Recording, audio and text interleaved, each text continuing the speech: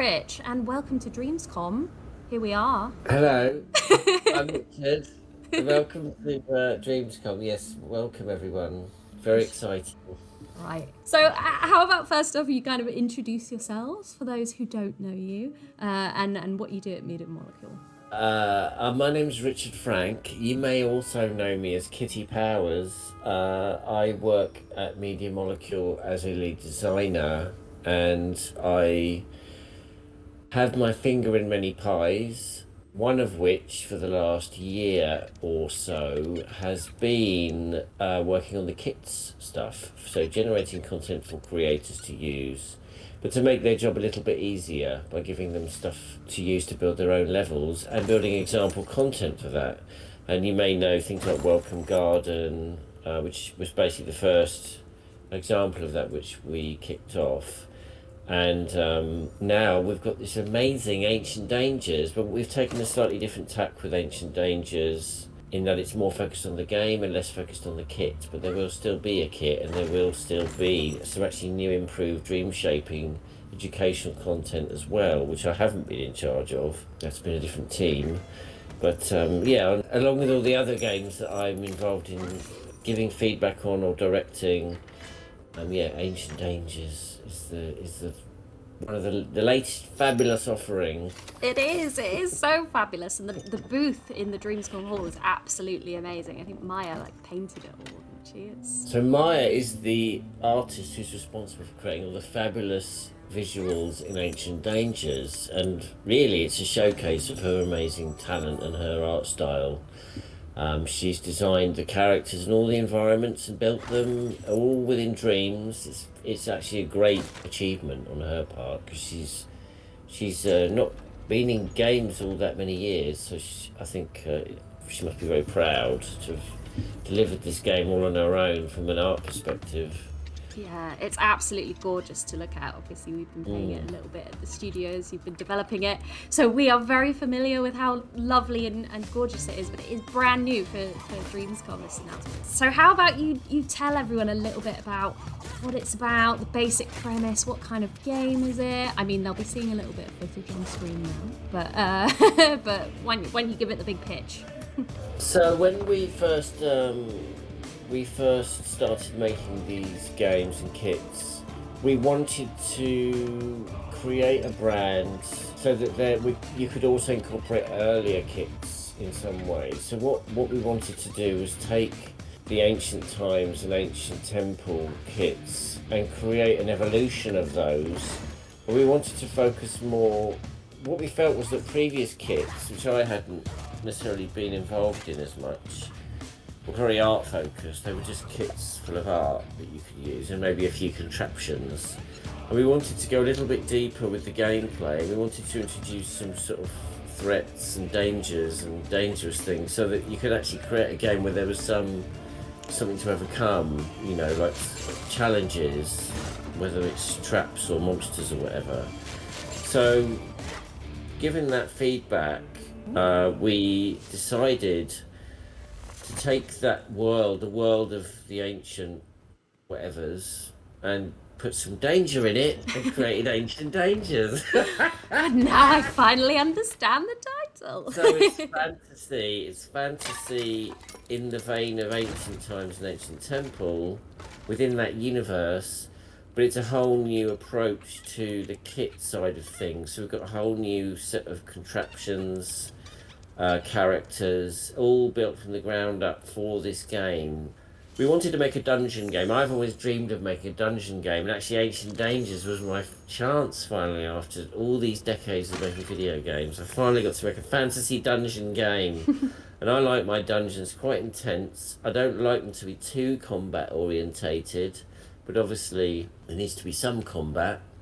And I wanted to have it an air of mystery. I really wanted to craft it. I love attention to detail. I love movies like The Dark Crystal and Labyrinth and all those kind of movies where there's a sort of magicalness to the proceedings, but I don't like to be too frilly or fancy either. I like my fantasy a bit grubby, like Game of Thrones as well. So just to name drop a few references. So we really wanted to find a sweet spot between those things, and we wanted also play with the cliches and stereotypes of the fantasy genre. So we wanted to turn some of those things on their head and do things a little bit differently, because that's what Media Molecule likes to do.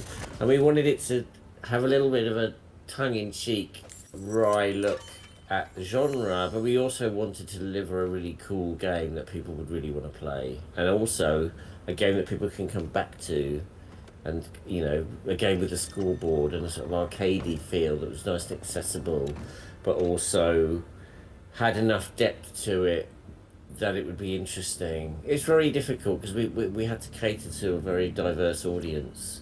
So we've ended up with two modes, one which is for fun, and one which is for glory, which is the hard mode, and the more Dark Soulsy one, where it's really easy to get killed.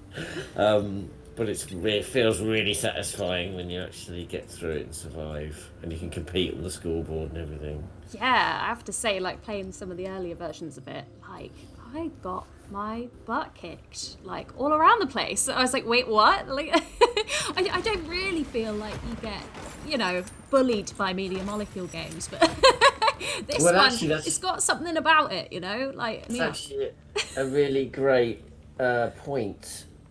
People aren't used to being killed. I mean, yes, in LBP you could get destroyed, but you had infinite lives. You just went back to the last checkpoint and carried on. And we do provide that game's experience in our fun mode.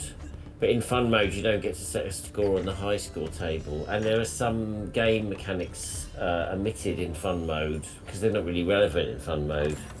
But as soon as you put, now you've only got 3 lives. Stakes. And you've got a little bit less health. And the damage you do isn't quite as much.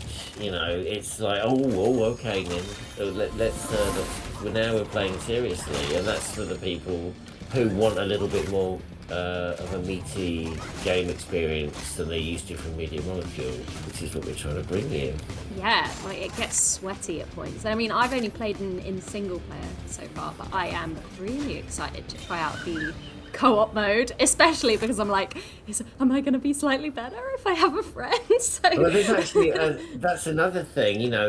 We don't like making things easy for ourselves. So we were like, not only do we want to do a genre that Media Molecule I don't think's ever done before, but also we're going to do it co-op because we love social gaming, and well, let's do couch co-op. Couch co-op is super cool, and some of the best games of this genre were co-op, like Golden Axe or Gauntlet. I'm old, so those are my references.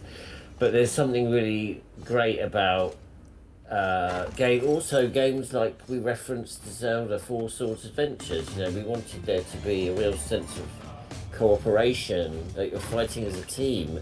There is a hint of competition there as well, in that we do record who earns which bit of the score, but ultimately you're working towards one total score.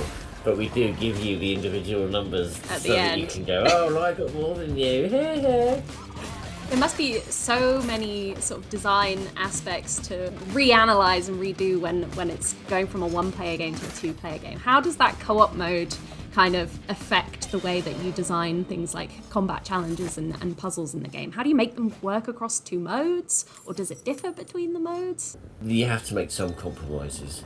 So the characters are identical in their abilities. In some games you might make it asymmetrical so that each character has a different ability, but Scoria is the main character.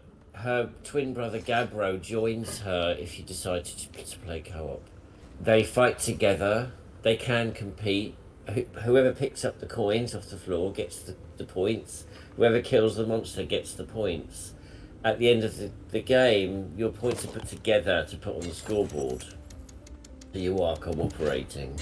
But yeah, there is a healthy sibling rivalry between the two orc teenagers they are. I love the idea of like sitting with like a friend on the couch, and there's always like parts of the game where you would operate differently? Because some of the puzzles, I feel like if I'd had like a friend with me to like help puzzle it out so that we could progress together, like I would have been better at that. Then you get into a combat situation and Well, it is obviously going to be easier with 2 people fighting instead of 1. However, you do have to share the lives, and you do have to share the keys. So, oh my gosh, that's going to cause chaos. so you don't get any extra lives. You don't get twice as many lives. You get the same amount of lives, and if one of you loses, well, the other one's not going to be very happy.